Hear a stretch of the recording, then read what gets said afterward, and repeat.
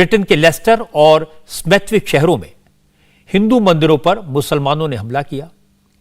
हिंदुओं ने विरोध प्रदर्शन किए, सबके वीडियो आए, लेकिन अचानक इस मामले में मोदी का नाम जोड़ दिया गया। ब्रिटेन में एंटी इंडिया प्रोपेगेंडा शुरू हो गया है और इसके पीछे ग्लोबल आउटरीच की पुरानी टूल किट है जो फिर से एक्टिव हो गई है। ये तस्वीरें ब्रिटेन के शहरों में प्रोटेस्ट की हैं। आप प्रोटेस्टर्स के हाथ में बैनर और पोस्टर देखकर ही समझ जाएंगे कि आखिर मामला क्या है, इरादा क्या है।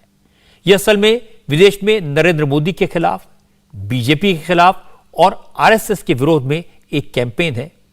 यह वही टूल किट है जो हमने किसान आंदोलन के दौरान भी देखी थी, जब कुछ ग्लोबल इन्फ्लुएंसर से ट्वीट करवाए गए, सोशल मीडिया पर बाकायदा कैंपेन चलाकर मोदी पर, आरएसएस पर फासिस्ट होने का इल्जाम लगाया गया। वही टूल किट ब्रिटेन में हिंदू मुस्लिम टकराव के बाद एक्टिवेट कर दी गई। वही नारेबाजी हो रही है जो एक जमाने में जेएनयू में सुनाई पड़ी थी।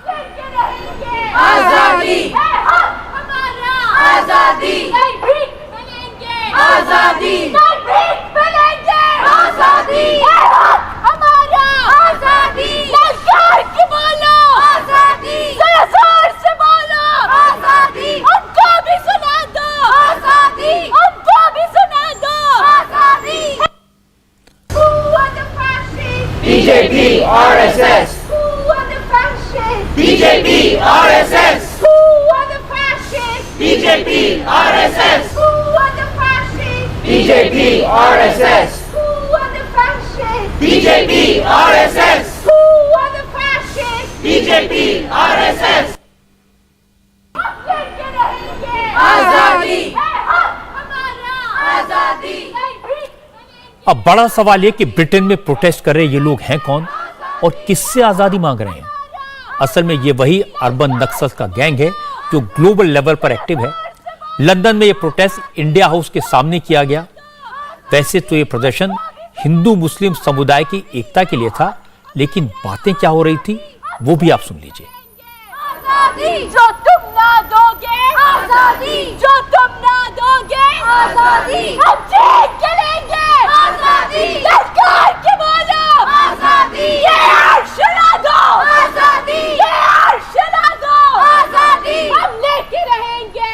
We are here for peace, we are here for unity among all the South Asian communities in this country, and we are here because we're saying to Narendra Modi, stop dividing our communities, stop sending your fascists to create violence on our streets, and we know that that's where it's coming from, so that's why we're here today. पता यह लगा कि Britain में anti Modi campaign south Asia solidarity नाम का group चला रहा है। यह ग्रुप पूरे ब्रिटेन में बीजेपी आरएसएस के विरोध में प्रोग्राम करता है। कभी कश्मीर की बात करता है तो कभी मुसलमानों पर जुल्म के आरोप लगाता है, कभी किसान आंदोलन की बात करता है। साउथ एशिया सॉलिडेरिटी ग्रुप की वेबसाइट इन सारे टॉपिक से भरी पड़ी है। भीमा कोरेगांव की हिंसा हो, शाहीन बाग का धरना हो, कानपुर और दिल्ली में हुए दंगे हो, हर मौके पर यह ग्रुप लंदन में इंडिया हाउस के सामने इकट्ठा होता है और मोदी सरकार के खिलाफ प्रोटेस्ट करता है, नारेबाजी करता है। जुलाई में भी इस ग्रुप ने लंदन में प्रोटेस्ट किया था। वहां क्या स्पीच दी गई ये भी मैं आपको सुना देता हूं। British government is complicit in what's happening in India. They are complicit in the impending genocide which international scholars of genocide are warning us about. People who predicted the Rwanda genocide are saying that India is going to be next with a genocide of its Muslim community.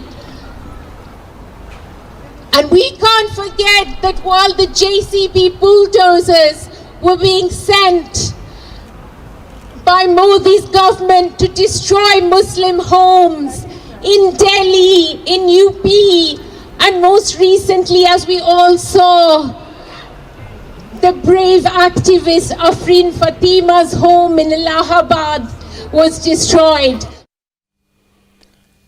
ऐसी बातें सुनने के बाद ये समझने की जरूरत नहीं है कि ये कौन है और इनके इरादे क्या हैं।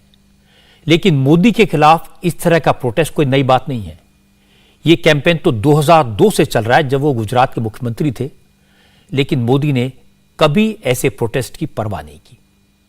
मोदी के प्रधानमंत्री बनने के बाद देश विदेश की कई ताकतें इस कैंपेन में शामिल हो गई, लेकिन पिछले 8 साल में जितने विरोधी जमा हुए उससे कई गुना ज्यादा मोदी के प्रशंसक विदेशों में एक्टिव हो गए। विदेशों में रहने वाले भारतीयों को जब यह लगा कि मोदी की वजह से उनके प्रधानमंत्री बनने के बाद अपने अपने देशों में उनका मान बढ़ा है, तो मोदी के एक्टिव सपोर्टर बन गए। और इसलिए मोदी को आज भी ऐसे विरोधियों की, उनके नारों की कोई परवाह नहीं है। इंडिया टीवी हर वक्त हर जगह डाउनलोड करने के लिए सर्च करें India TV news Google play store या ऐप स्टोर पर।